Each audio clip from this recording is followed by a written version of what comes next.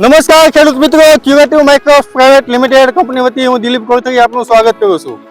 ગુજરાતની number 1 biological company curative એની નવી product છે મિત્રો માઇક્રા, જેની અંદર 1 ગ્રામની અંદર 48,000 આઈપી માઇક્રોરાઇઝા આવે છે.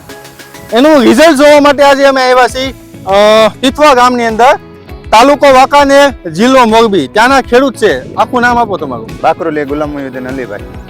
તમે માઇક્રા કેટલા દિવસ પહેલા તમે કપાસની અંદર ડ્રીપની અંદર પાયું? 10 થી 12 દિવસ પહેલા. તમને શું આમાં પહેલા સ્થિતિ શું હતી?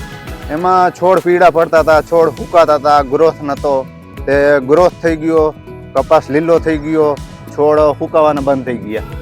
અને બીજું જે પડવું છે એમાં તમે નથી વાપર્યું, તો એમાં અત્યારે શું પરિસ્થિતિ? એમાં એટલો ગ્રોથ નથી અને એમાં છોડ પીળા છે. છોડ એટલો વિકાસ નથી, છોડ પીળા દેખાય છે. એકદમ લીલું હેમાળ જેવું ખેતર થઈ ગયું ને જેમાં વાપર્યું છે. વાપર્યું એમાં એકદમ લીલું થઈ ગયું. તમે આ પ્રોડક્ટ માઇક્રા વાપરવાથી ખુશ છો? ખુશ છે. તમે તમામ ગુજરાતના ખેડૂતોને શું સંદેશો આપવા માંગો છો? કે ક્યુરેટિવ નું માઇક્રા વપરાય ખરો. ક્યુરેટિવ નું માઇક્રા વપરાય ખરો. તો હવે જે કપાસ પીળો પડી ગયો છે હવે એમાં ક્યારે ચડાવવાના માઇક્રા? એમાં આજે જ આજે ચડાવી દેવું છે.